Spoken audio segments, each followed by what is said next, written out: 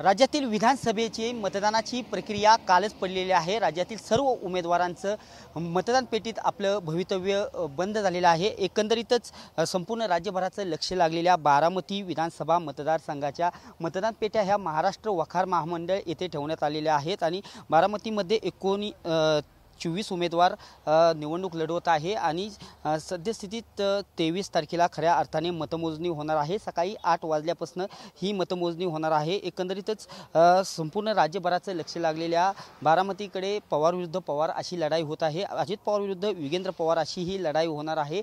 23 तारखेला खऱ्या अर्थाने सकाळी 8 वाजल्यापासून मतदान मोजणीला सुरुवात होणार आहे। त्यापूर्वी ज्या ठिकाणी मतदान पेट्या ठेवण्यात आलेल्या आहेत त्यामध्ये मोठ्या प्रमाणात पोलीस बंदोबस्त देखील तैनात करण्यात आलेला आहे आणि सर्व मतदान पेट्यांवरती सीसीटीव्हीची देखील नजर आहे। एकंदरीतच 23 तारखेला खऱ्या अर्थाने सकाळी 8 वाजल्यापासून मतमोजणीला सुरुवात होणार आहे। त्यापूर्वी मोठ्या प्रमाणात ज्या मतदान पेट्या आहेत याकडे सुरक्षा पुरवण्यात आलेली आहे आणि खऱ्या अर्थाने 23 तारखेला बारामतीचा संपूर्ण राज्याचे लक्ष लागलेले आहे। त्या बारामतीचा निकाल 23 तारखेला समजणार आहे। कॅमेरा पर्सन विकी चव्हाणसह मी दीपक कापरे, TV9 मराठी, बारामती।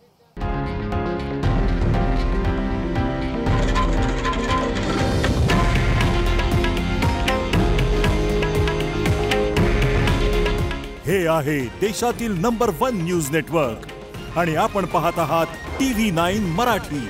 काळजी तुमची, हित महाराष्ट्राचं।